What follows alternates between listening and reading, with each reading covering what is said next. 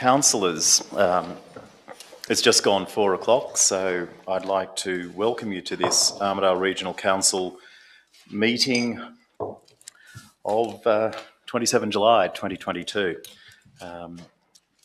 I'd like to ask Councillor Widders to do the Civic Affirmation. We, the councillors of the Armadale Regional, declare that we will undertake the duties of the office of councillor in the best interest of our community and faithfully and impartially carry out the functions, powers, authorities and discretions vested in us to the best of our skill and judgment. Thank you, Councillor Widders. And Councillor Gadders, if I can call upon you to do the Acknowledgement of Country. Thank you, Mr Mayor. We acknowledge the traditional custodians of this land and pay our respects to the elders past, present and emerging. The Armadale Regional community pays tribute to their love of land, love of people and love of culture.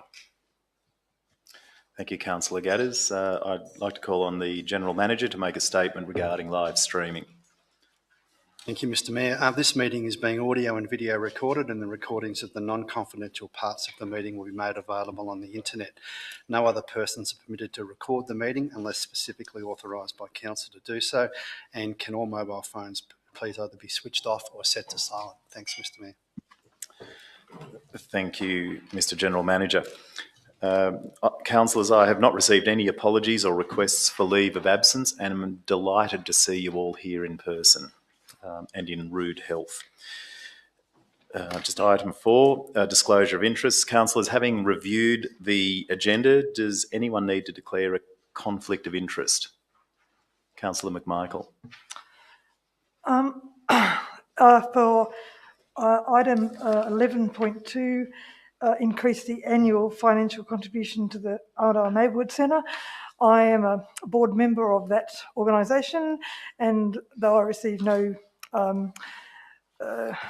money from it, I just have a non-pecuniary significant conflict, and when it comes to the item number, I'll leave the room. Great, thank you very much, Councillor McMichael. Councillors, we now come to item 5.1, the confirmation of the minutes of the Ordinary Council meeting held on the 29th of June. Do I have a mover for that? Councillor Redwood, and a seconder, Councillor Gadders. Thank you. Councillor Redwood, would you like to speak to that? Yeah, thank you, Mr Mayor. I just wanted to make a clarification from the minutes about one of the points or the items that we discussed at the last meeting, which was the piece on all the IPNR documentation and budget, and there was a potential optical illusion that was sent, or a message that was sent through that, because there was a vote of 5 against and 6 for that item. And I would just like to clarify that certainly from my perspective, my vote against was not voting against the budget or the IPNR documentation, but in fact it was just voting against what was effectively an amendment to that item. And I think that that's something that was actually congruent around the table, where I don't think anyone was actually voting against the, against the budget or the IPNR documentation. It was just actually against an amendment that was put up as a last minute change. So just wanted to have that on the record, that because there was some discussion back from members of the public and other interested parties that they found it odd that our council effectively was voting, or members of the council were voting against a budget which was a fairly significant budget and one that would be turning our region around.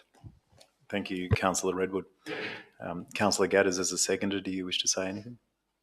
Just briefly, Mr Mayor, I concur with the Deputy Mayor's comments. I fully stood behind the IPNR documents myself. I just thought that the content of the amendments was starting to move away from that very, very primary area. So I agree with that minute.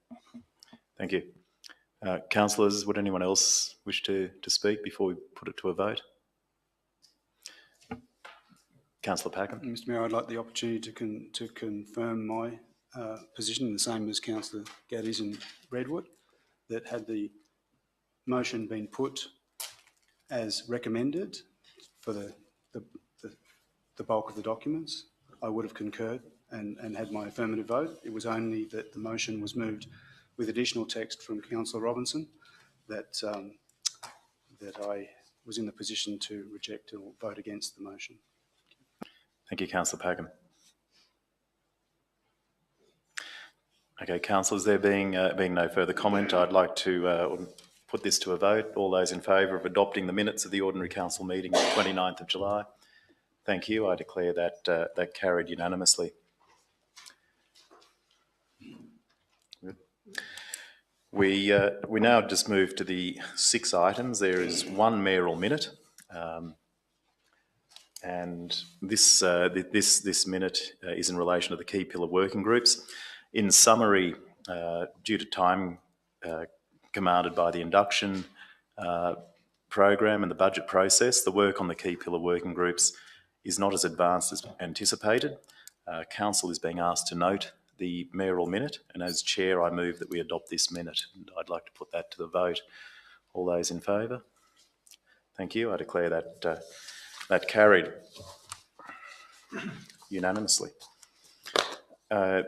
Councillors, we have one notice of motion, and it is the notice of motion was put forward by Councillor Packham in relation to strategic infrastructure planning. I'd ask Councillor Packham to move his motion and speak to it if you'd like to, and then we actually move it and a seconder, and then we'll come back to you. Do I have a seconder for Councillor Packham? Thank you, Councillor Gadders. Councillor Packham. Thank you, Mr. Mayor. We were all elected, all 11 of us were elected to bring the hopes and desires of our constituents to this table. And in January this year, we affirmed our aspirations to share our great region with 10,000 more residents and committing to a path of creating 4,000 more jobs in the short to medium term. It's time now, following the Growth Summit that you convened earlier this year, to identify and bring consensus to the strategic and structural support the community will need, that they will need. Together with the great planning and policy work Council will do to enable our vision to succeed, we will be well on our way to restore and thrive. And hence I bring forth this motion to Council for consideration. Thank you, Councillor Packham. Councillor Gadders. No need, Mr. Mayor. Thank you. Would any other councillors like to speak? Councillor Robinson. Well, I'd just like to ask that we vote for 1, 2 and 3 in series. Do you want me to move a motion, or can you just do that? I'd like you to speak to it as to why, and then maybe we'll see. So if you could speak to it, and then we'll see if we've got a seconder and go from there.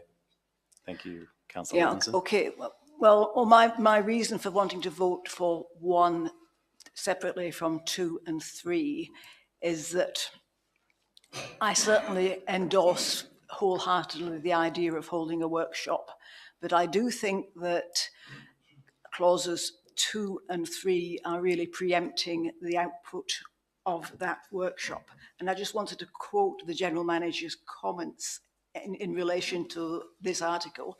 And it says that if Council seeks to commence a master planning project of the scale and dimension above which is underpinned by a baseline studies and culminates in a structural plan and delivery strategies, then there's a substantial additional 2022-23 budget allocation that will be required.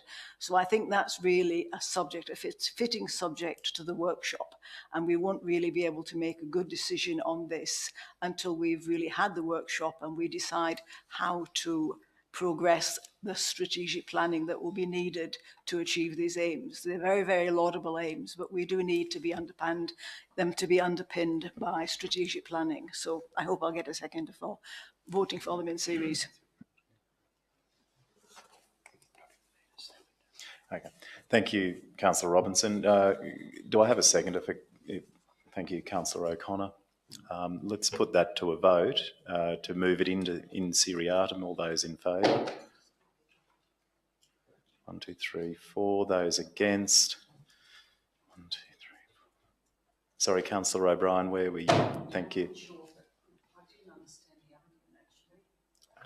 Okay, I'll declare the in seriatim In other words, I want to vote for 1, but I don't want to vote for 2 and 3. But if I have to, I will vote against the whole motion. Against, thank you. Okay, I declare that that's lost. We will be on the entire notice of motion. So Councillor Gadders Councillor Packham spoke, and Councillor Gadders has elected not to. Would any other councillors like to speak to this before? Yep.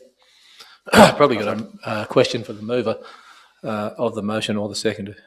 Either one can answer it. I'm having a look at it. Just wanted to know how having a councillor workshop and going through all of that will be different to having the operational staff go through the same thing and then bring a report back to the councillors to either endorse or say no. Just whether the resources in regards to councillor time and councillors' abilities to look at those things, and also resources in regards to operational time. If the mover or the seconder want to clarify any of that for me to begin with, that'd be good. Thank you. Councillor Packham, I throw to you. Thank you, Mr Mayor, and thank you, Councillor Witters, for the question. I'm sorry that you didn't pick up on the answer that I provided at the Monday General Manager's briefing on the matter, but I'm happy to embellish it here. And as I had said in my opening remarks, the good work that will be done by the council staff in terms of putting the planning and the enabling for the visions that we have. For instance, you would like, as an actual item, we've mentioned things about pump track. Well, how does that actually fit into where it is? And if we think that a pump track or another part of structural asset would be good for a community that has 10,000 people and 4,000 jobs, then we need to be able to say, this is your idea, how does that fit in, and put it all together and see where the general consensus lies. There's no additional cost in convening this workshop other than what we've already committed to in terms of staff training or other programs that give us the kumbaya, warm gooey feeling. And for me, it's a bit like, and I think I used the explanation of a jigsaw puzzle. We need all the pieces. We know that there's some cornerstone pieces. We know there's some pieces that go on the edge, and there's going to be some in the middle. But unless you have a look at what the box picture looks like, you can't put all the pieces in place. And it's no different to making a cake where you want to know whose birthday it is in the end, and you can only see that by looking at the top. But there's a whole lot of layers, a whole lot of ingredients, and if those ingredients aren't in the right proportion, it's going to be an abomination. And if you wanted an orange and poppy seed cake, and you only throw the ingredients in to make a licorice all sort, then that's all you're going to get. So my vision here is to bring the councils together, singularly and collectively, to look at what our constituencies all told us about and say that there are real things that we'd like to have, but there's also the structural things we need. We need to look at education and how much education facilities are being provided to our community. We need to look at what health has done. And it's not just we need more health. It is what does our community want in terms of health, and then allow the planning to come with us on that journey. But it has to be our journey. It has to be a council-led recovery to this region and not one by the council organisation. They're there to support our vision and support where we want to be and help us to get towards 10,000 jobs, 4,000 more people that can share this region with us. I hope that explains to you. Thank you. That was your question. Would you like to speak now? Okay. Yes. Thank you, Councillor Packham, for your answer. I'm going to, based on what my question was about, speak against not the concept of the motion, because I think everything Councillor Packham says is right, but I think it takes more time than just what the councillors can put into it. I think it needs to be led from the operational side and this sort of thing, and then a report comes back to council. Yes, we are there for the constituents and everyone else, and come with their ideas, which I think is a great idea. But again, the time I feel needed to put into this, as we know, we're all got our outside life outside of here, whereas the council can allocate, the operational side of council can allocate more time to this sort of idea. Thank you. Councillor O'Connor. Yes, I'd like to support the motion. I am a bit uncomfortable with having to vote for 2 and 3 because I do agree with Councillor Robinson that they sort of, to a certain extent, unnecessarily prefigure the outcome of such a workshop. But I would like to draw everybody's attention to the fact that perhaps energy and water is a core, or water is one of Council's core responsibilities, being a water utility, but transport partly, but education, health, housing, and possibly recreation are non-core council activities, but they are absolutely critical to developing a vision, a holistic vision for our community. Now, in the past, councils have shied away from our essential role of advocacy, and I'm really, really delighted that this council is not taking that view. It's actually embracing advocacy, its advocacy role with state and federal government, and I congratulate the Mayor and the General Manager and the whole council for doing that. So I think it's absolutely essential that this workshop happen, because we need to incorporate a vision that relates to non-core, largely state, to some extent, federal responsibilities. Industry and employment is a federal responsibility. If we are going to have a cohesive understanding of the vision and how we put the pieces together for our community. So I really, really, am thankful to Councillor Packham for bringing this forward, this motion forward. I'd just like to share a memory that I have. Many years ago, just before Armadale was granted the TAFE digital job, which was up for grabs. There's been a lot of regional councils. I went in there to lobby for Armadale to be the place, given that we, with others, that because we just had a very successful rollout of the NBN. Now, sitting in the waiting room of Minister Barilaro's office, as he then was, the Minister for Regional Development, there was a huge booklet sitting on the reception area, and it was from, I think, Wagga Council, but I'm not quite sure, but another large council, not dissimilar from our own. In that large, thick booklet, there was an absolutely comprehensive vision laid out for that community, and it was sitting in the Minister for Regional Development's office. Now, that's what I envisage that we should be able to be in a position to present, and we cannot present a holistic picture to the minister, to federal ministers either, without this kind of work being done. And it's quite a separate job to what the staff do in the development of IPNR and the negotiations that happen about what's in and what's out of the delivery program. I think it will influence the delivery, or it ought to influence the delivery program, but at the moment it doesn't, because we haven't done that work. So I absolutely endorse this this proposal to have a workshop where we all get a common vision of moving our whole community forward. Terrific. Thank you very much, Councillor O'Connor, and thank you for your anecdote as well. I reckon that's terrific. Councillor Robinson. Well, before I just actually have a quick say what I want to do, I just want to ask a question of the General Manager through you, which was another of his comments, which he talked about the Master Plan 2040 being abandoned. And I personally thought it had been completed when the final report was published on the Council's website. So maybe I could have a quick comment on that before I say what I wanted to say. Thank you. Mr. General Manager. I'm sorry, Councillor Robinson, I just didn't hear the first part of the question. The question was, in your comments on Councillor Packham's motion, I think you said that the Master Plan 2040 was abandoned, and I thought it had been completed. So just wanted a quick comment on that. Got it, thank you. Abandoned in the sense that I think it was September or October 2020, a couple of months after the council was suspended in July, the administrator essentially said, we're not progressing with this. So abandoned in that sense. Yeah. So the administrator abandoned. Well, I thought there was something later, but it's not really worth arguing about. So, and yeah, and just a quick comment on the motion itself, because I believe firmly that we need to represent our community, and there are several important consultations coming up in the next few months.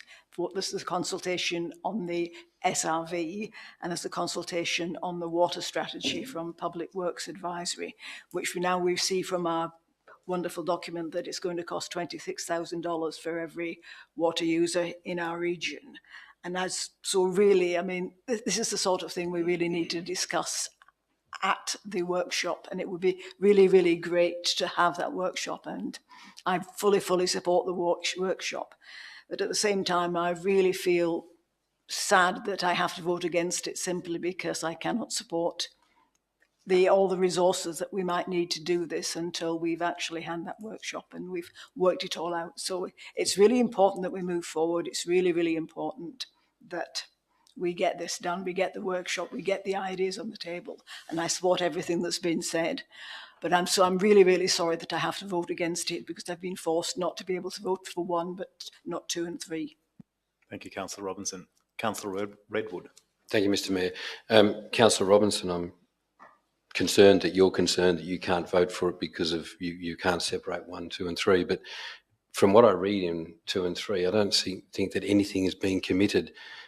There's no dollars, there's no people, it's just saying that on the output of the workshop that the necessary resources, culture, and therefore KPIs will be established. So to me, it's just a follow through of process without any commitment to any particular item. So it doesn't say retain the current people or anything like that. It just says retain the people and the culture to be able to do it. So I'm quite confused by your confusion.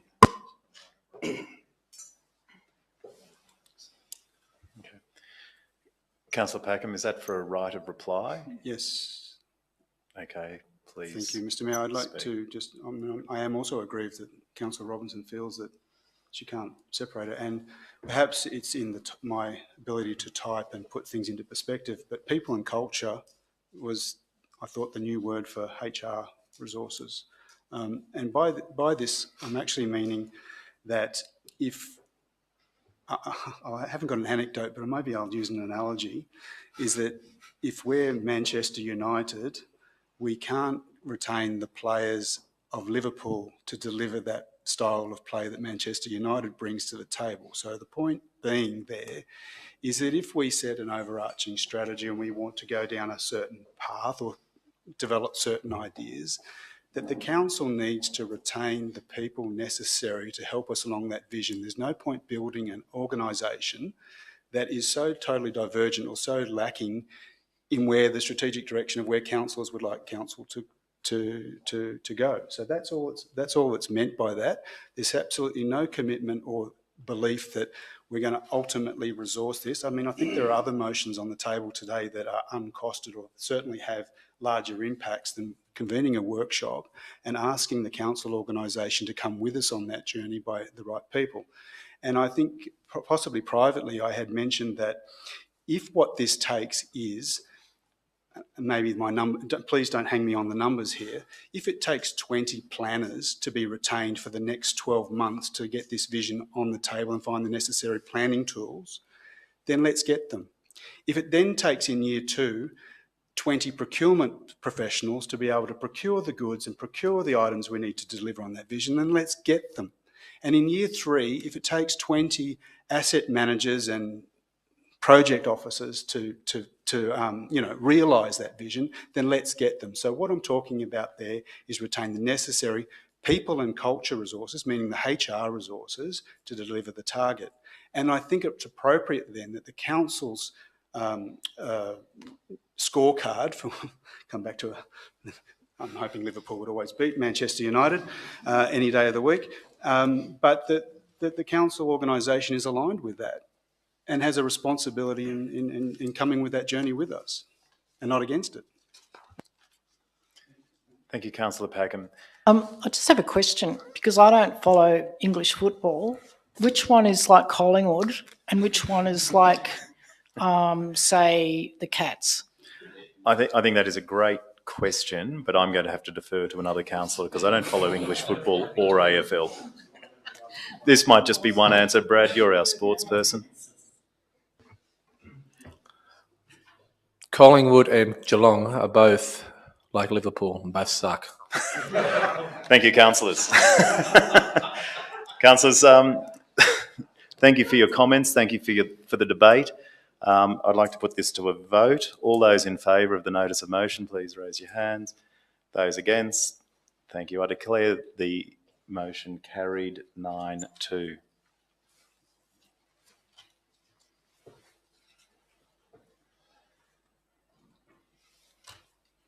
Okay.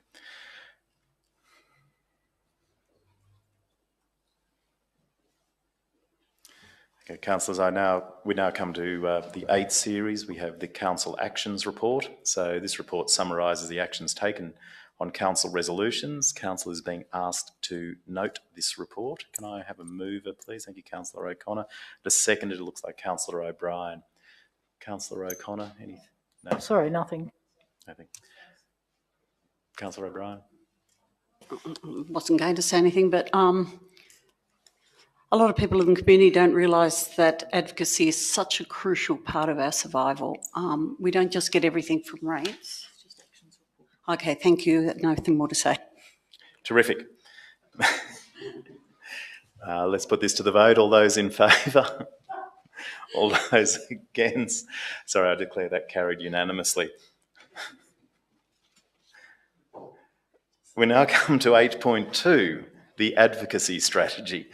And so this item is seeking to put in place a process where council determines a number of priority initiatives or projects to advocate with a focus on the 2023 New South Wales State Government election.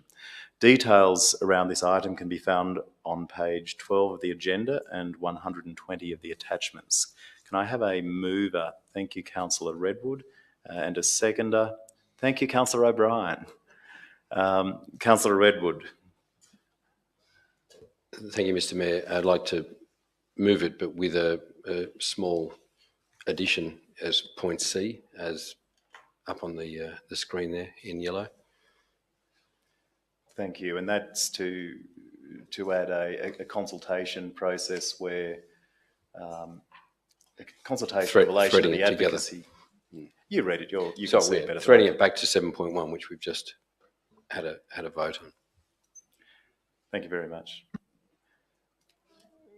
And that's all you'd like to say on that? Yes, thanks, Mr. Mayor. Thank you. Councillor O'Brien. I wasn't going to say anything about this, but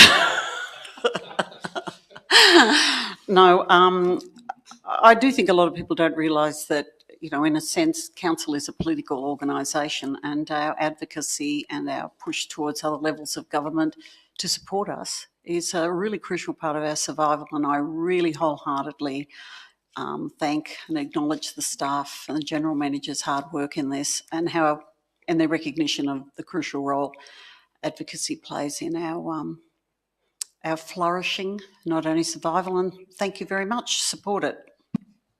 Thank you, Councillor O'Brien. Any other councillors care to comment? All right, let's put this to a vote. All those in favour? I declare that carried unanimously. Thank you.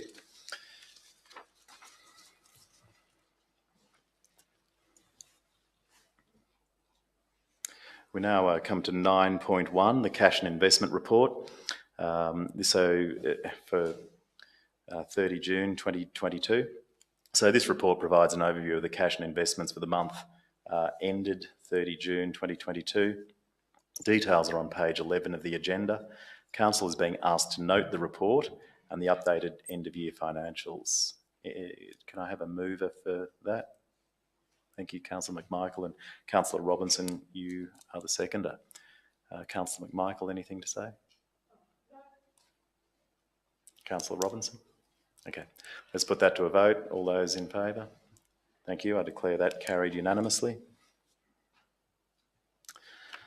Item 9.2 refers to 242 Rusden Street. So in this item, council is seeking, this item is seeking council approval to forward a planning proposal for 242 Rusden Street to the Department of Planning and Environment with a request for a gateway determination. Details are found on page 22 of the agenda and from page 130 of the attachments. Do I have a mover for that? Thank you, Councillor McMichael, and thank you, Councillor Redwood. You're the seconder. Any comment? So, as a council, we approved this development a couple of months back. The Department of Planning didn't like what we did.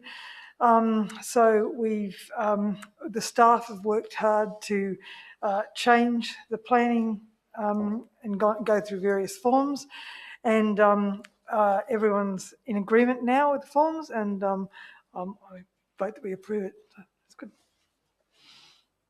Thank you. All right, let's, Councillor Redwood. Nothing to add. Councillors, anyone wish to add? Let's vote. All those in favour? Thank you. I declare that carried unanimously. Councillors, item 10.1 is the compliance and enforcement policy. So details can be found from page 27 of the agenda and 188 of the attachment. This policy has been on public display from the 26th of May, and Council is being asked to adopt the policy. Councillor O'Connor, you'd like to move? As I've circulated to staff and councillors, I'm proposing that this matter be deferred to the August meeting. I'm very concerned, even though they weren't. I don't think I'm allowed to argue, but I would just say that having read the policy, notwithstanding that there have been no community submissions, I think it's quite deficient in many ways, particularly in providing an internal natural justice to people who are accused of breaches of council's laws and bylaws. So I think it can be improved a lot, and that's why I'd be seeking support for a short deferral period of 1 month. Thank you. Do I have a seconder for Councillor O'Connor's? Councillor Pagham, thank you. Do you wish to speak? It's been moved and seconded. Back to Mo. Okay. All right. Those in favour of deferring this by 1 month? 1, 2, 3, 4. Those against? 7. I declare that lost. So we now go back to the original. I'll move it. Move it. Thank you, Councillor Witters. Do we have a seconder?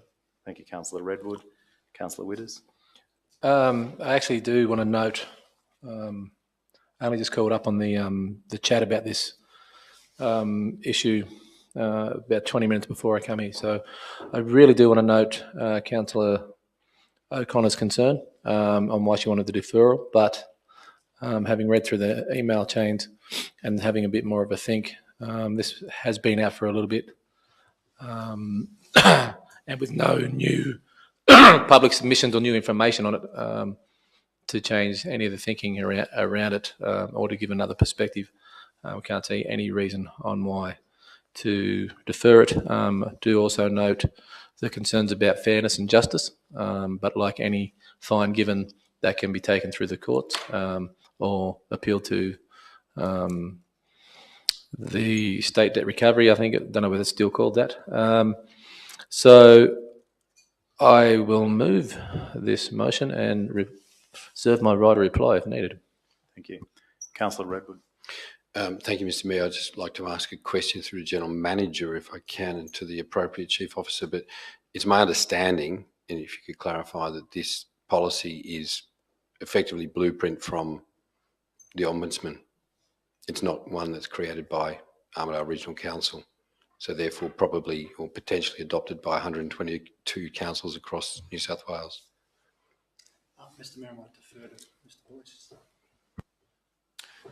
Through you, Mr. Mayor. Thank you, Councillor. Yes, I can confirm that this is based on the model enforcement policy from the New South Wales Ombudsman. Yep. Thank you, Chief Officer Boyce. Councillor O'Connor.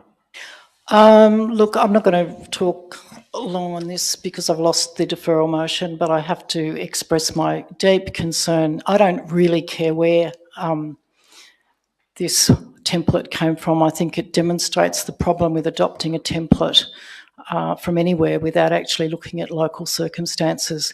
I've been a councillor for 10 years and I've on the receiving end of many, many complaints about the way in which fines are imposed, and particularly the fact that there's been, and it would appear according to this policy, it's the plan of this council to continue a situation where there's no ordered consideration of what are relevant considerations and what are irrelevant considerations for an officer to follow when deciding to impose a penalty or a fine.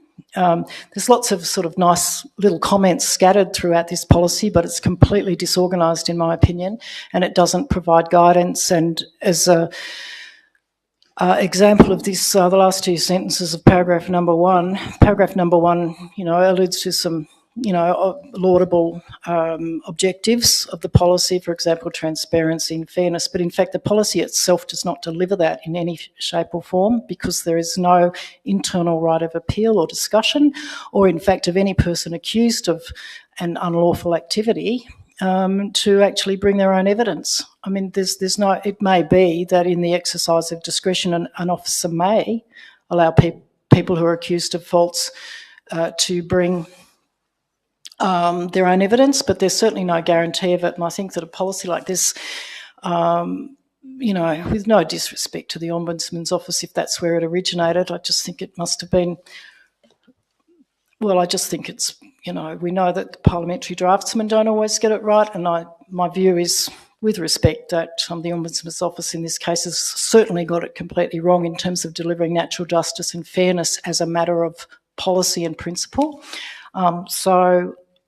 I strongly object to the adoption of this policy, and I think the fact that it's been on public exhibition and had no response, I mean, who of the average punters is going to read this and complain about it? I also would like to respond to Councillor Witter's inaccurate characterisation of this matter as something where no new information has come to his attention. In fact, I circulated last night and this morning a fairly detailed one-page explanatory note as to why my objections were there. So there is plenty of new information, and I'm sorry that Council's decided not to defer it, but I think it's really not an adequate, it's not really a policy at the moment. It's a collection of ideas about enforcement, but it really doesn't constitute a proper policy, and I'll be voting against it. And I'd really encourage, we've got to go back to the drawing board on this, because it is actually affecting council's reputation, because there is a reputation out there that council's enforcement is harsh,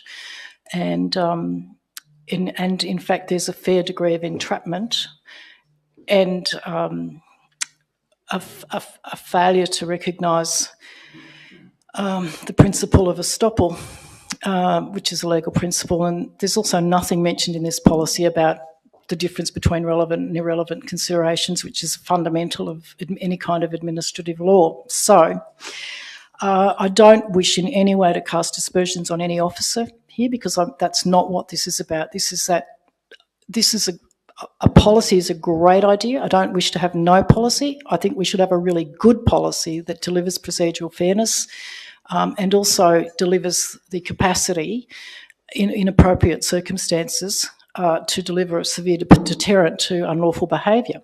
But this doesn't deliver any of that at the moment. It's just a kind of mishmash, in my humble opinion. I'm glad it's actually authored by somebody outside of council, because I can go a bit harder now. It's just a mishmash of ideas, and in fact some of the most critical points that should be in the policy are only referred to in the appendix to the policy, and they're not in the actual policy. So whatever the outcome of this vote, I hope that we can collaboratively work on a better policy in the future. Thanks. Thank you, Councillor O'Connor. Councillor Gadders. Thank you, Mr Mayor. I'd also like to talk to council reputation, seeing that Councillor O'Connor brought that up. Our community looks upon us to make decisions. Here we have a policy that's in place and widely used across the state. I don't believe that our community would see us as responsible people if we took the time, the effort, the resource to try and amend this particular policy. there are a lot of wiser people out there that have obviously brought this together for the good of the state so that local governments can use it.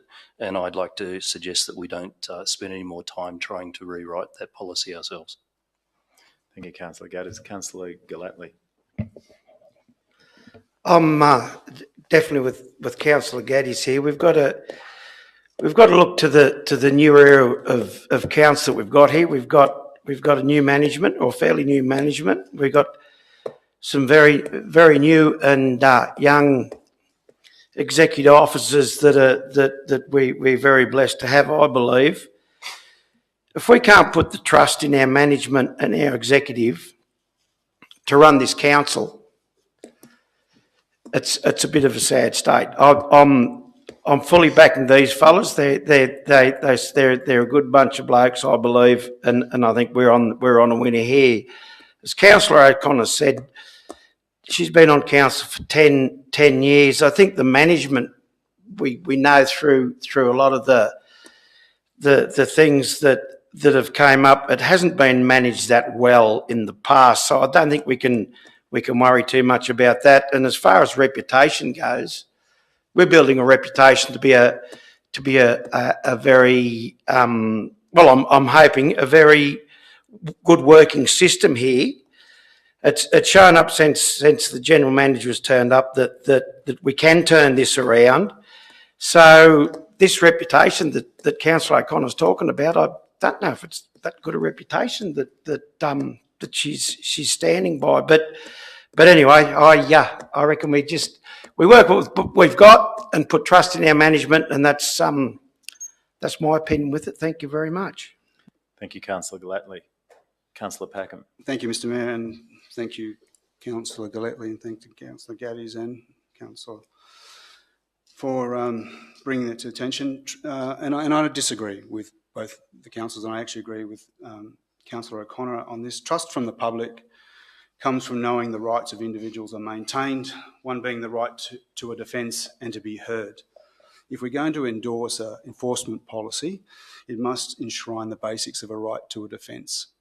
I don't care who wrote that policy, and I don't care what level of government wrote that policy, but everyone has the right to be heard and to a defence and to a fair hearing before punitive action is taken. If we're to gain trust from the public, they need to know that enforcement is fair and undue force or overreach of authority has not been applied. They need to be assured that punitive action is the last resort in a can-do council, and that if trust is assured, then we can resolve most issues to all parties' satisfaction.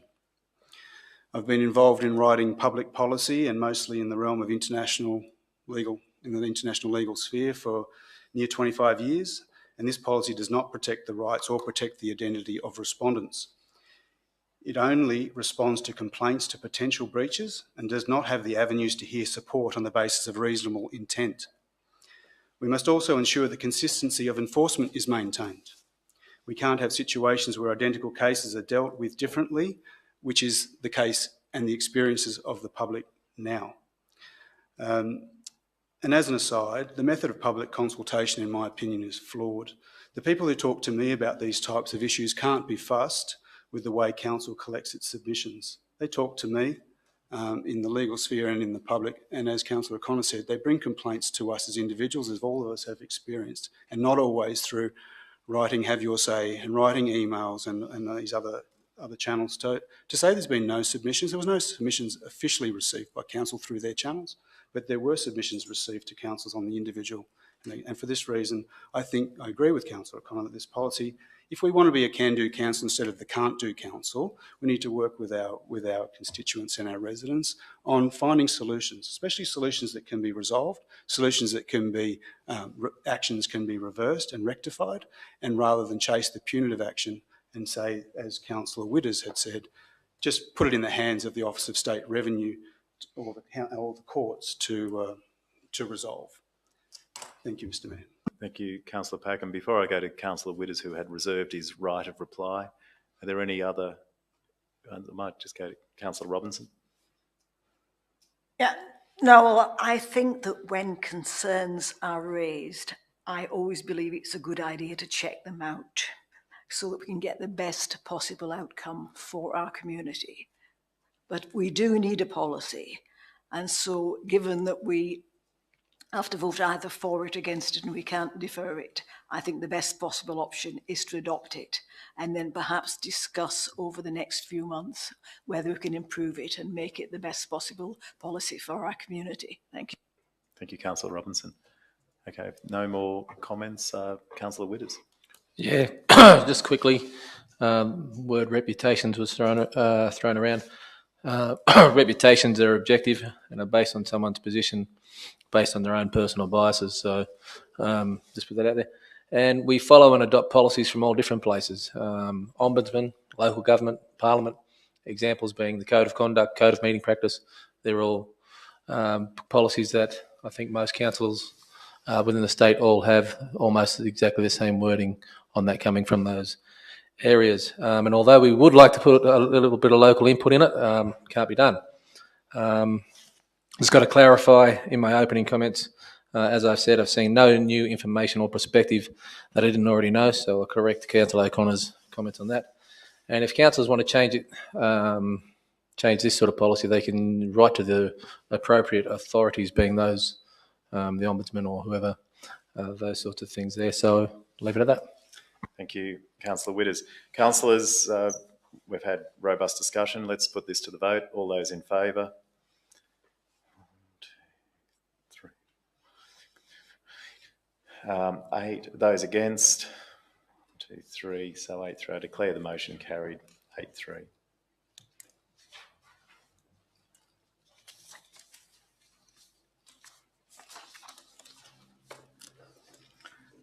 Right. Councillors, this next item is reaffirming the leadership principles of the councillors and the climate commitment of council. Details appear in from page 29 of the agenda and 207 of the attachments. Could I have a mover? Councillor Robinson. Yeah, I'd like to move a slightly amended motion, if it's possible, which should be down on the bottom of the screen.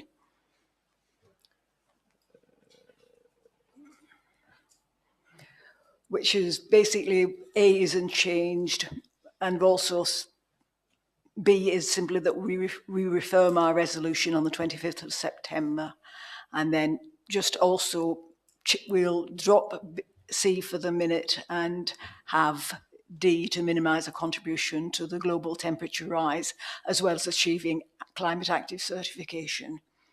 Thank you. Councillor Robinson. Do I have a seconder? Okay, Councillor Witters. Thank you. Councillor Robinson, would you like to speak to this? Yeah, thank you very much. We declared a climate emergency because global temperatures are rising so fast that we risk passing climate tipping points or points of no return. Current warming is rapidly melting polar ice so that radiation is no longer reflected back into space, and also releasing methane currently stored in deposits of undersea ice. And methane is a very highly potent greenhouse gas, so melting ice and the methane blowholes that we're now seeing in what was Arctic permafrost can dramatically increase the global temperature rise. And another example is the devastating fires in 2019-20 that not only resulted in 417 premature deaths in Eastern Australia, it also released 830 million tonnes of carbon dioxide. And if the impact of those bushfires had been reported as the emissions from a country, those bushfires would have ranked as the 6th worst emissions of any countries in the world. What we're seeing is that current warming increases the risk of bushfires, and those bushfires create even more warming, and this warming potentially spirals out of control. Current warming increases rate of warming. And another example of the same thing is the bushfires currently in the USA, which have destroyed 5.2 million acres. That's an area the size of Israel. And again, those bushfires will add to future warming. This is why it's an emergency. And all this comes at significant cost to our economy. CSIRO's Decadal Megatrends report was published today, and it warns that extreme weather caused by climate change will cost us more than $39 billion annually by 2050. So the faster we can drop the global temperature rise, the greater the better it will be for our economy as well as for our climate. And it's a real concern to me that global temperatures are likely to exceed 1.5 degrees Celsius over pre-industrial levels by 2035. That's only a decade away. But the good news is that we can still tackle the problem if we do everything to reduce the global temperature rise by simultaneously devising strategies to target CO2 emissions and also the 50% of warming due to non-CO2 pollutants like methane, black carbon, hydrofluorocarbons, tropospheric ozone and nitrous oxide. So let's do everything. This initiative by UNI is a great initiative, and I'm really glad that we've supported it all the way. So let's do everything we can to support UNI and make it business as usual to do everything we can to reduce to the global warming and adapt to climate change. Thank you. Thank you, Councillor Robinson. Councillor Widders. Yes. Watching the news this morning, and Councillor McMichael or Councillor O'Brien might be able to help me out on what position he now holds. Chris Bowen spoke on the news about this issue. I think Labor might have put something in today at the first sitting in regards to climate change and climate action and all that sort of stuff. And he mentioned that one of the straw man arguments is Australia is such a small country with a small population that whatever we do doesn't affect the change of global pollutants. And China, for example, would produce the amount we do in a year in 3 days. He also mentioned that we're part of the G20. We're a big economy. We're also the 14th largest polluter in the world. And so to break that straw man argument, and I've mentioned this before when I spoke on these issues, is if the 14th largest polluter, the 13th largest polluter, the 12th largest polluter, the 11th largest polluter, the 10th all change their attitude and change their behaviours, then it leads to more work done. It's not that we're being the only country looking to do that and then our contribution won't make any difference. So motions like this, again, then comes down to the smaller things. If Armadale Regional Council moves a motion like this, Tamworth Regional Council moves a motion like this, Uralla Regional Council, you're starting from the bottom and working your way to the top. So this, again, is a very good motion. I'll again be the reaffirming of that resolution from 2019. I think I might have even spoke to that back then. So if you want to know my thoughts on it, it'll be on YouTube. But yes, I do, and I want to go with concur with everything that Councillor Robinson has just said. Thank you. Thank you, Councillor Widders. Councillor O'Brien, would you like to speak? I wasn't going to say anything. But, I thank you, Councillor Widders, for bringing up my friends in council. I think what Councillor Widders said is really crucial, actually. It's about leadership, and we're in a position to provide that leadership. Yeah, it's what we do and what the impact is, but people look up to various levels of government agencies and to your local representatives for leadership. We show that we think it's important. I think it has an impact. It is probably one of the most crucial issues in the world today. And our leadership is important for action. So yes, I agree with this motion. Thank you very much. Councillor Packham. Thank you, Mr. Mayor. Mr. Mayor, this is death by 1,000 cuts. Month after ordinary council meeting month, we are faced as 11 people with the same affirmation from the same people, and even last month we had to find somebody else to do the bidding for the person who's actually moving the motion today. I'm going to set aside my thoughts on the non-binding workshop that we held with Datner Group, in my mind, which was the most environmental evangelistic day I've ever attended, no matter that it was mind-shaping and a lot of people got a lot out of it. But it was non-binding and it was a pilot program, and it was there just to help another company demonstrate, or proof of concept for want of a better word. But they might as well have put their numbers on the bottom of the screen and said, please pay here and pay now. We have a region that does its bit. We have a region of 65% of national park and bushland that is sequestering carbon.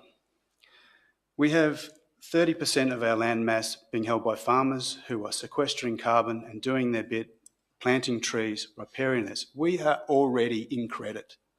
We have a responsibility to allow other people, and 10,000 is our current target, to enjoy this sustainable region. What we saw last month was 5 progressive councillors who wanted to take the region forward voting against a motion to do so on the back of this very type of push and push and push until we capitulate. We do our bit. We've asked for the ratepayers to pay a 50% rate rise over a number of years just to survive, just to keep our heads above water. None of this is costed. We have, if you go down this path, we have provisions in our balance sheet that haven't been recorded. How much do we want our ratepayers to have to pay? 100%? 200% of where we're at? We're not resourced for this. We're not funded for this. We're at the scrap end, and yet we do everything we can with the environment that we've got, our participation in the RES. What we have to do now is protect what we've got and stop the Sydney carbon traders from saying, well, thanks for that RES, we're going to take all the benefit that you've just produced from that. Stop buying our forests, stop buying our farms. We are doing our bit. And I think we just need to keep it simple. Councillor Gaddy's talked on Monday about the things that we can do. Plant 10,000 trees, or I think it was 1 million trees was the target. And yes, we can get towards that. We have a great tree group that would love to be part of that action. Do our riparian zones, just as our farmers are doing. I think we're ahead of the game, we're doing enough, but to be hammering and hammering and hammering down this path is going to, we're going to be in default as a council. We are bankrupt. We're environmentally bankrupt if we keep going down this path. Thank you. Thank you, Councillor Pagham. Councillor O'Connor. Thank you, Mr Mayor. I'd like to move a procedural motion that we vote in seriatim on these items because they're quite different and some of them commit council to things that that are costly, as Councillor Pagham's pointed out.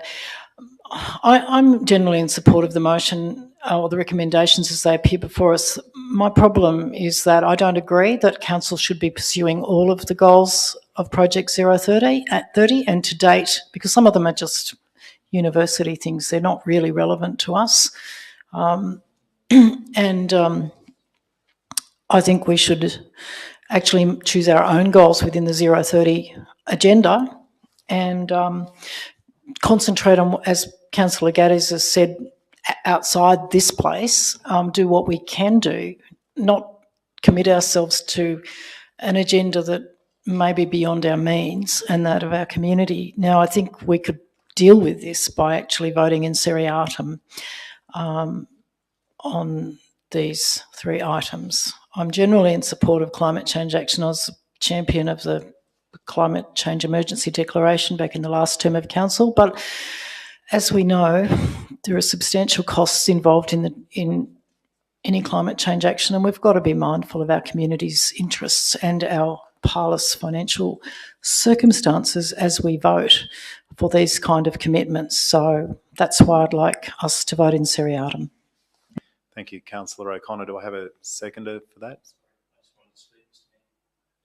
Sorry, I want to clarify something, Mr Mayor. Well, I wanted to speak. So we have it, but we have a notice of motion. So if Councillor Gaddis, is your... Sorry, it's a procedural motion. Is your question in relation to Councillor O'Connor's that is, procedural thank you, motion? Mr Mayor. Sorry, I've personally lost control of where... There's no debate is not really allowed. I'm not... Sorry, Councillor Robinson had an amendment on the table. I've lost track of the ball. I wanted to just know whether Councillor Robinson's amendment was on the table and whether we needed to do something with that before working on this procedural motion. I'm not trying to stop Councillor O'Connor's procedural motion. I just wanted to understand, had we fully closed out and worked with Councillor Robinson's piece?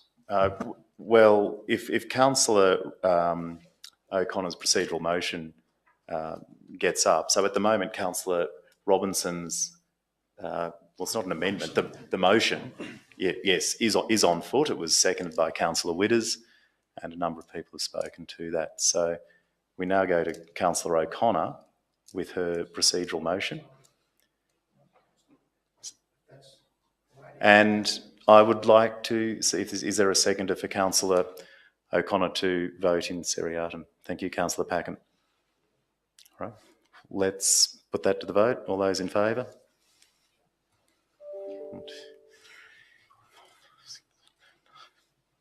Unanimous. All right, that was easy.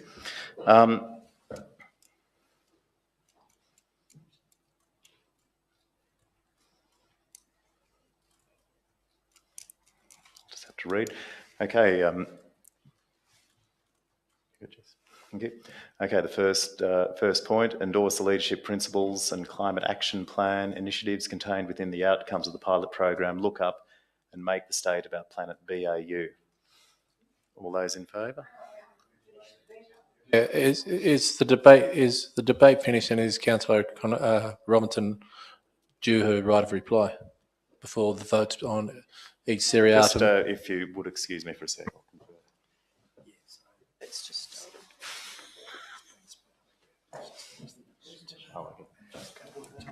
Thank you. I'm sure you were right, Councillor Witters. What we'll do is continue the debate and then we will vote in seriatim. I just have to keep track of, I think it was Councillor McMichael was the next. I was just going to say, possibly in response to Councillor Packham, that it's all very well to have to say we can't afford it or we can't put stuff on the table. But if we don't put stuff on the table, if we don't write stuff up as motions, and if we don't plan it, then it's not on. We don't know it. We can't see it, and we don't have items or ideas.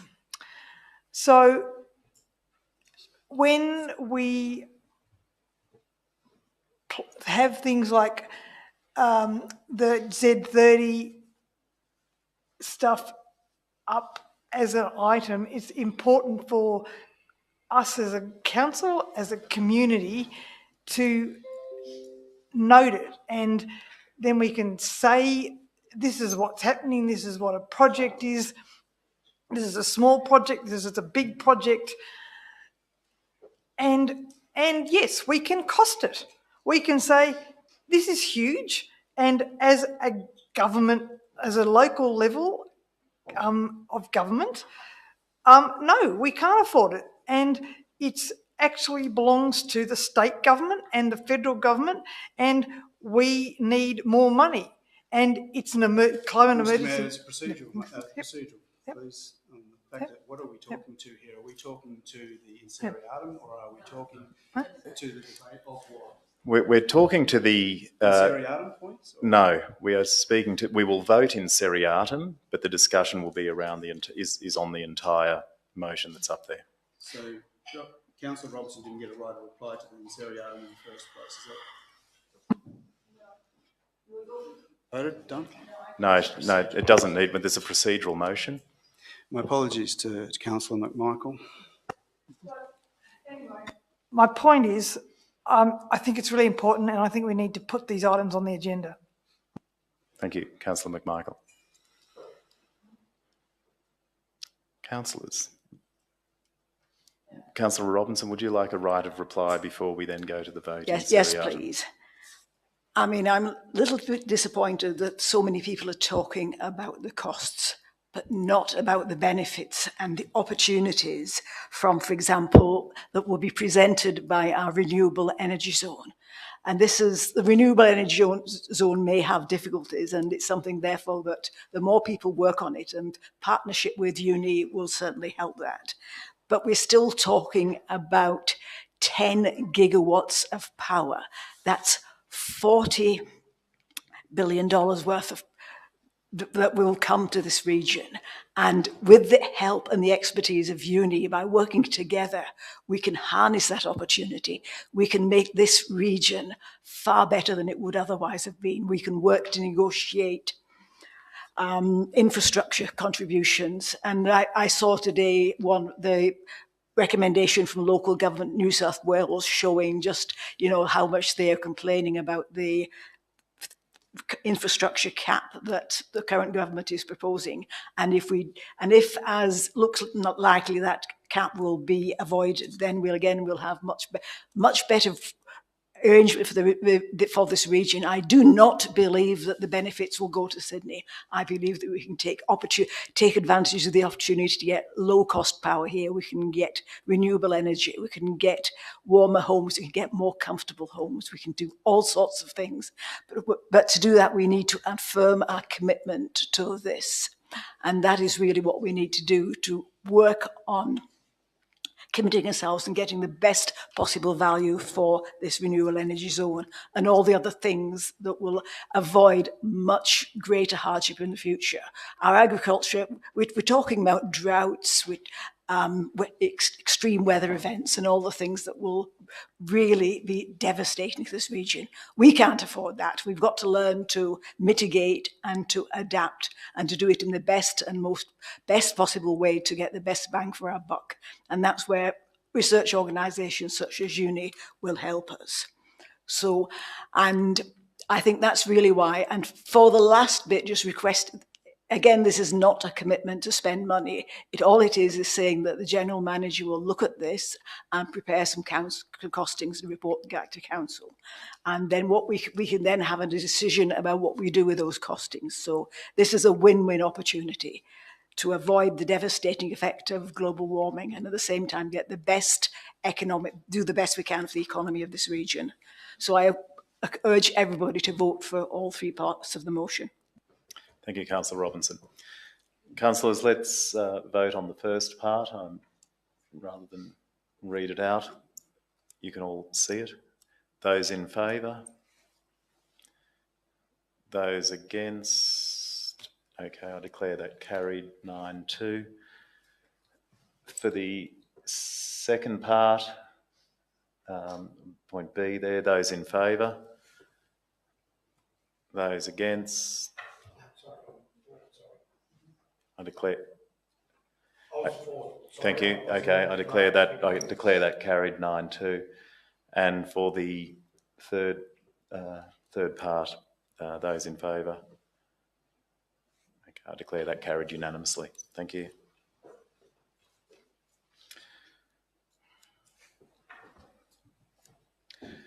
Councillors, item 11.1, alterations to the parking time limits. So council is being asked to note a report commissioned prior to the COVID outbreak and endorse its implementation as it relates to parking limits in Armadale. Details are from page 33 of the agenda. Do I have a mover for this? Thank you, Councillor Packham.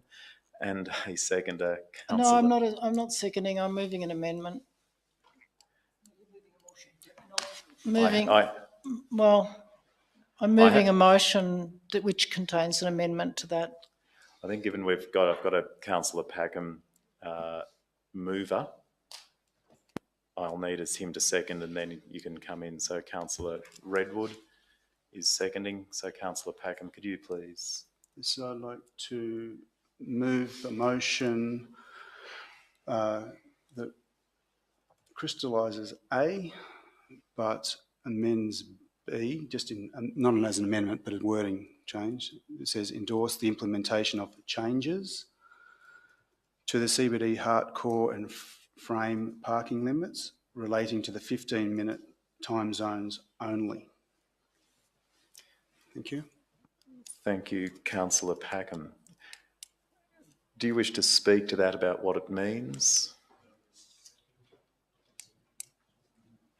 Thank you, Mr. Mayor. Mr. Mayor, I mean, we've been looking at how we have a thriving and bustling centre of town, and we note that the report talks about actually reducing a lot of the time zones which I don't feel are appropriate. If you want to have a thriving and bustling centre, you must give the opportunity for our residents to come in and actually enjoy that centre, enjoy when we have things on at the new amphitheatre, and to enjoy the murals that are plastered around our walls, and to have a coffee and have a chat and relax and talk to our real estate agents and get their hair done, and go into the banking and go to the post office and maybe the paper shop, all of which can't necessarily be done within the proposed restrictions.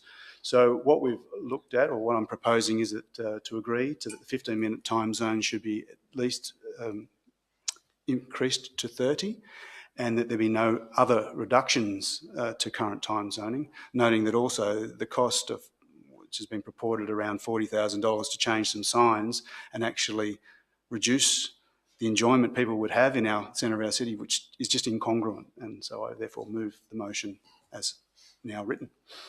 Thank you, Councillor Packham. Councillor Redwood. I concur with what Councillor Packham said, and the study that we've been shown that suggested that this action be taken, I'm not convinced by. So I think it's an appropriate move to keep what's there, with the exception of increasing 15-minute parking to 30-minute. Thank you. Thank you. Any other councillors wish to make comment? Councillor O'Connor. Oh yeah, I'm glad that amendment was put up, because now I don't have to move anything. So I endorse what Councillor Packham and Councillor Redwood have said. Thank you, Councillor O'Connor. Councillor Robinson. Yeah, I support the motion, but I do think that we need to possibly, at the future, rather than having an external consultancy, when we're looking at our strategic planning, maybe see how we could do parking a little bit better.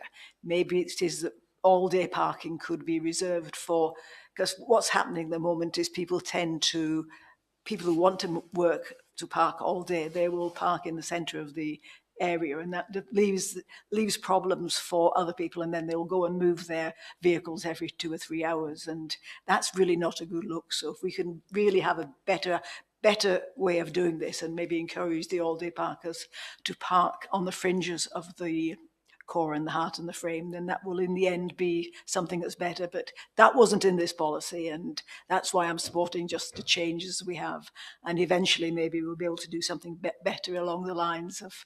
And there are other exciting ideas, like having apps to tell you where the parking is free, and that might make it easier for some people like me, who otherwise end up having to drive around because I just don't know the parking areas so well.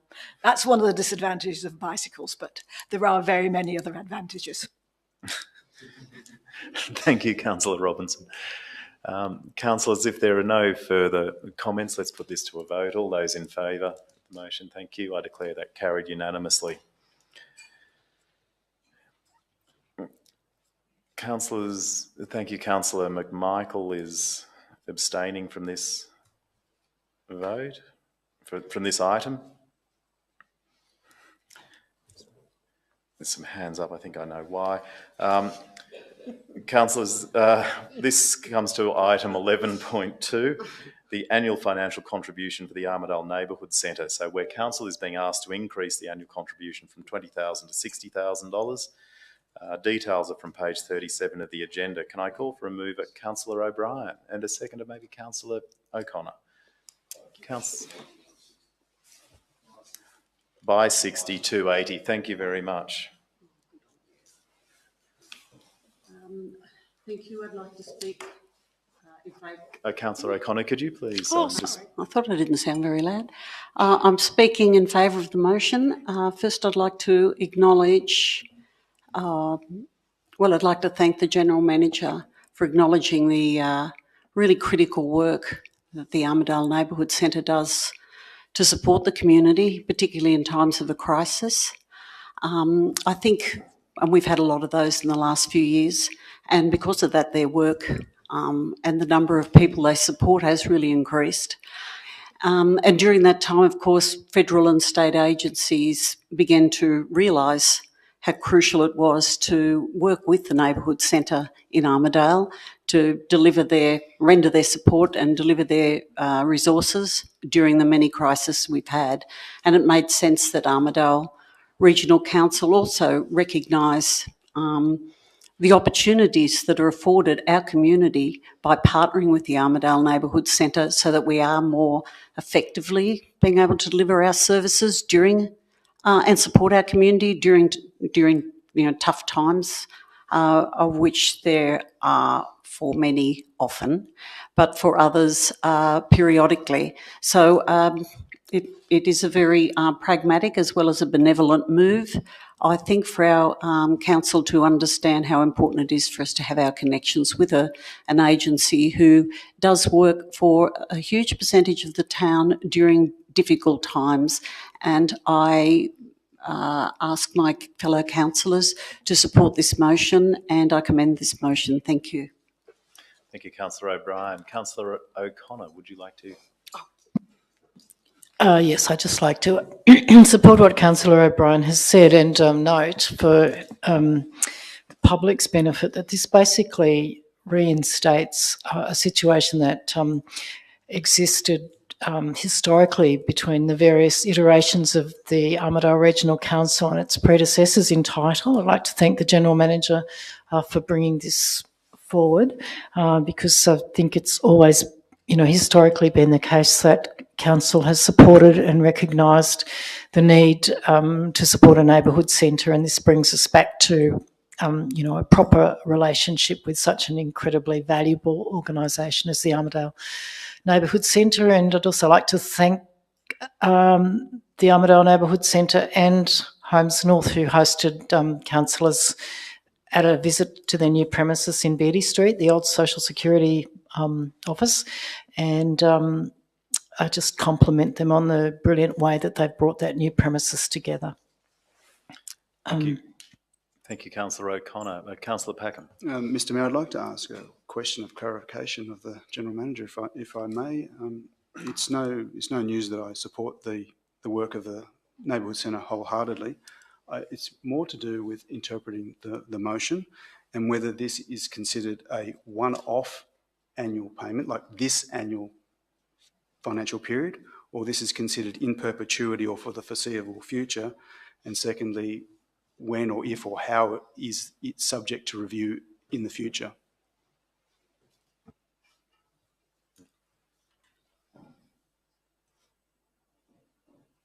Sorry, that's you. Got it. Beautiful. Thank you, Mr Mayor.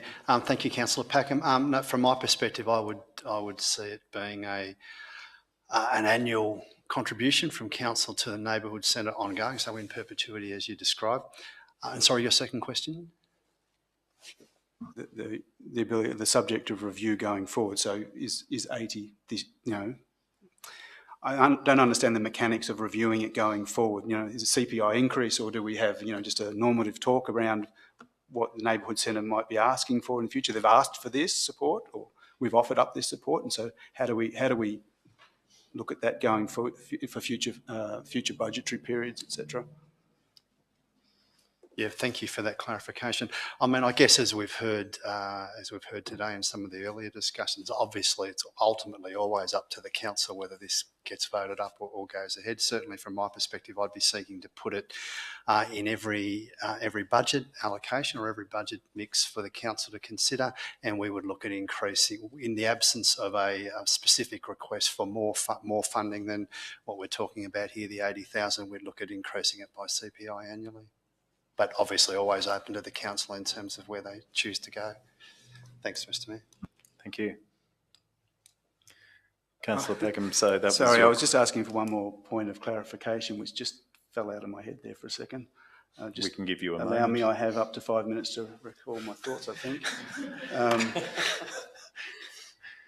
That we are not necessarily endorsing this today. It's endorsement to go onto public display for 28 days, in which we will return to this chamber to put ink to paper in 28 days. Is that true? Yes, so that's... That would be my reading of what is on the screen there, of the recommendation. Yep. It's a good question from Councillor Packham, because it segues into what I'm going to mention. as Councillor Packham noted, what we're voting for today is just to put an increase in the funding, but then put that out on notice to the community. I do ask the community to take note of what both I think Councillor O'Brien and Councillor O'Connor have said about the neighbourhood centre. I think it's one of our valuable treasures within the community. And I do, again, put my commendation in on the increase in price. As in regards to previous item we spoke on, there was no submissions. I really hope there is submissions from the community in regards to this and why they think it's a good idea. And I also want to ask the community to write in with their support, but also if they know of anyone who has the ability to contribute a dollar-to-dollar donation along with council's extra $60,000 towards the neighbourhood centre, that I don't think will be knocked back. So if there's any philanthropist, affluent, someone who got a win at the pokies out there that wants to throw in, please do so in the next 28 days. Thank you, Councillor Witters, for that invitation to the community. Councillor Robinson. And I just wanted to say that we've known for such a long time about all the good work that's been done by the neighbourhood centre. And rather than a cost to council, I really see this as a benefit, because anything that benefits our community in the long run benefits our region, and therefore in the long run also benefits council. So thank you for the opportunity, and we'll look with great interest in reading the comments when they come back from the public exhibition. Thank you, Councillor Robinson. Councillors, I can't see any lights flashing or hands waving, so let's put this to a vote. All those in favour? I'll declare that carried unanimously, 10 to zip.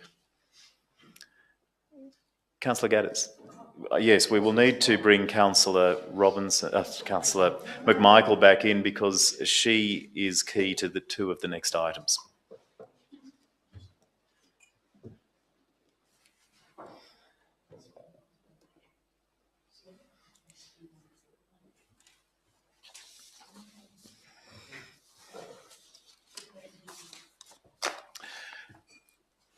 Thank you, councillors. We'll do these in order, which is always a good idea. So we do have two traffic ones, but not one after the other. So the first item up there is item 12.1, the Traffic Advisory Committee minutes from the 7th of June. Council is being asked to note these minutes. With respect, Mr Mayor, just a suggestion, we could just move a motion, which I do, to put those two items together, those two traffic committee items together, and we'll just deal with them as together. I reckon that's a cracking idea. Do I have a seconder for that? Oh, gee, everyone. Okay, Councillor McMichael, all those in favour? Terrific. Okay, so we will take items 12.1 and 12.4, being the minutes for June and the minutes for July, together. So a mover, I'll look at Councillor McMichael there, and a seconder. Thank you, Councillor Redwood, for those two. Councillor McMichael, would you like to speak on any of those? Oh, just to say that we've had a number of events in the town. There's a few coming up, which is terrific to see. We've replaced a few signs, and we've put a few. It's been terrific. So, yep. Great, thank you. Councillor Redwood, anything to add? No, nothing to add, thank you. Okay. Any other councillors? Okay, we'll vote on items 12.1 and 12.4. All those in favour of adopting the minutes, thank you. I declare that carried unanimously. We now go to item 12.2, which is a sports council. So the minutes are there. This is item 46. Sorry, item 46. Details are on page 46 of the agenda. Do I have a mover for that? Thank you, Councillor Gallatley. And a seconder. Thank you, Councillor Redwood. Councillor Gallatley, anything to add? No, everything's going pretty well. We've had fair bit of weather where we've been calling a few sports off and a few fields closed and stuff. But no, everything's going along fine. I'd like to congratulate Steve McMillan on the new chair of the Sports Council. He's definitely the man for the job, I feel. And yes, we'll carry on. As we well know, that the sport is a very big part of us here in the Armadale region, and I think we're looking at a good period coming up in the next few years with the Sports Council. So thank you very much for that. Terrific, thank you. Councillor Redwood. Just concur with John's comments there, particularly about Steve McMillan. Not only his job on the Sports Council, but keeping us informed at Council of what's going on in the coming weeks. It's always good to see that someone's got their finger on the pulse. Terrific, thank you. Councillors, anything to add? Right, let's put this to a vote. All those in favour? Thank you. I declare that carried unanimously. We now go to item 12.3, the Audit, Risk and Improvement Committee minutes. So we're being asked to note the minutes from the ARIC meeting held on the 21st of June 2020. Details are from page 50 of the agenda.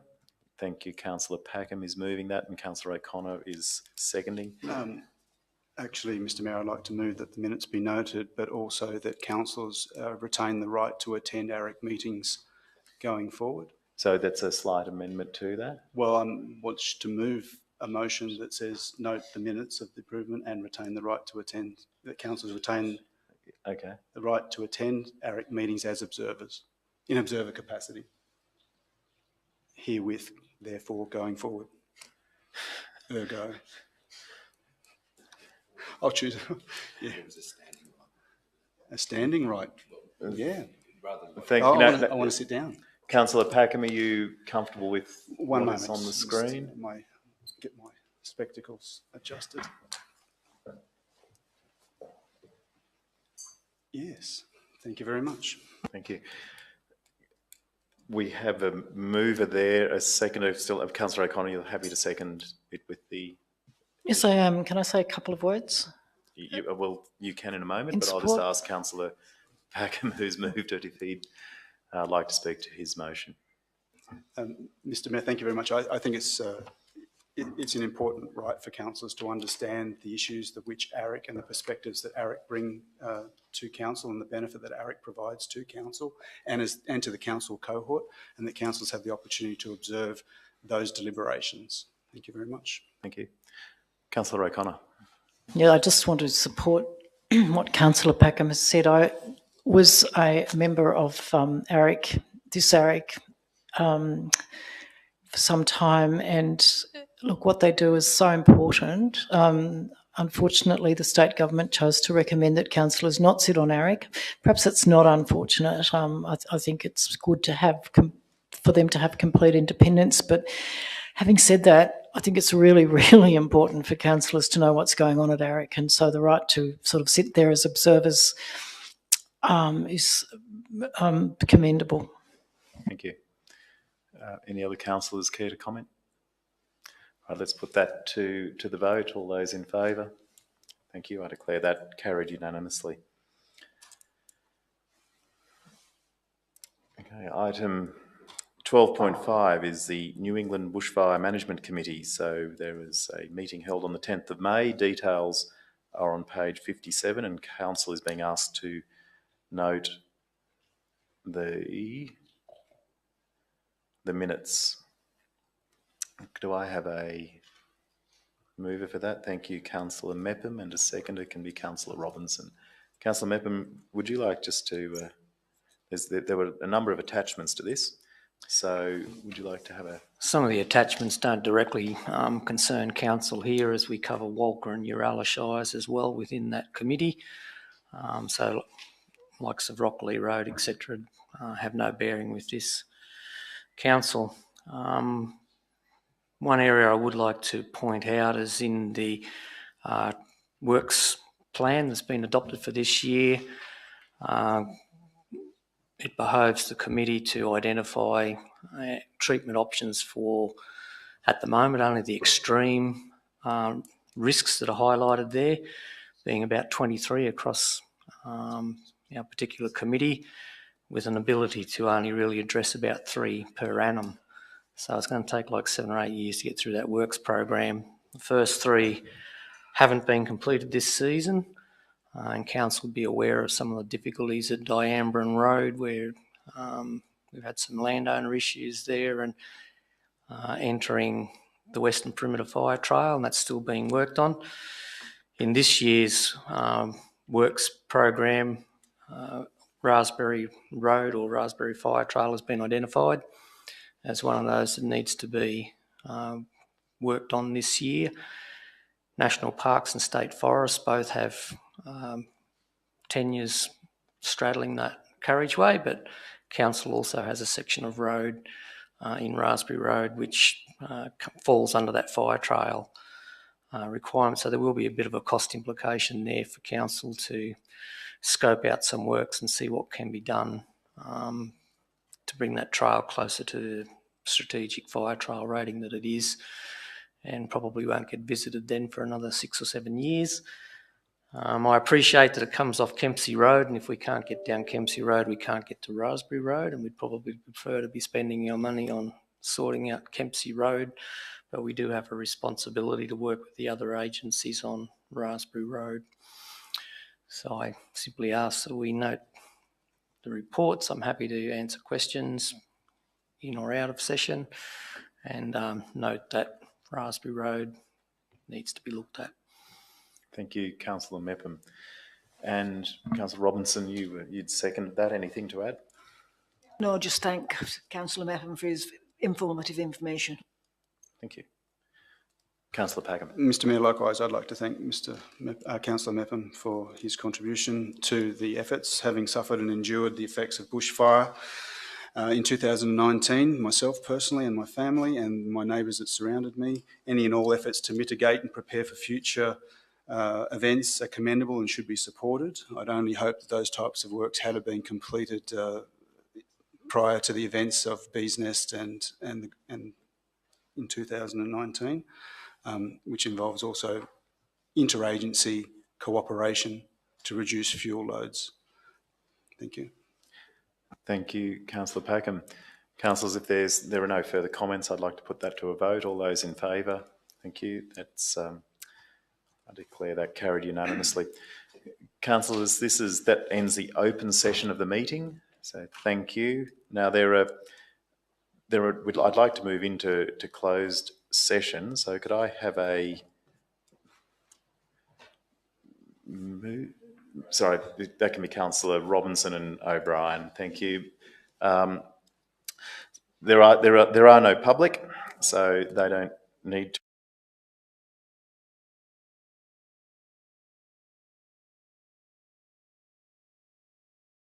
Yay, thank you. Carried unanimously. So we'll wait for a moment for IT to catch up.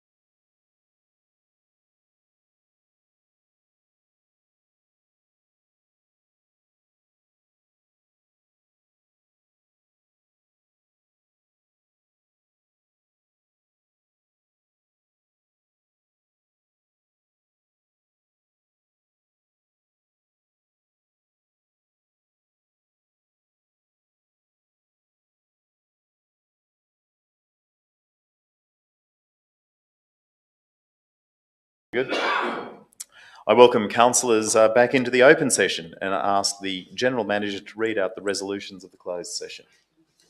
Thanks, Mr Mayor. One item in closed session, councillors, that's the endorsement of an expression of interest for ARC gravel crushing in Guyra, New South Wales. Resolved by Council that A, accept the tender submitted by BMR Quarries Proprietary Limited for crushing and screening operations. B, delegate authority to the General Manager to execute all documents in relation to the contracts. C, delegate authority to the General Manager to approve expenditure for works estimated to be at a value of $240,592 excluding GST within the upper limit of available funding for crushing and screening. And D, delegate authority to the General Manager to approve all variations to the contract up to the upper funding limit for any additional works completed by BMR Quarries Proprietary Limited. Thank you, Mr Mayor. Thank you very much. So if there is no further business, I declare the meeting closed at 5:35.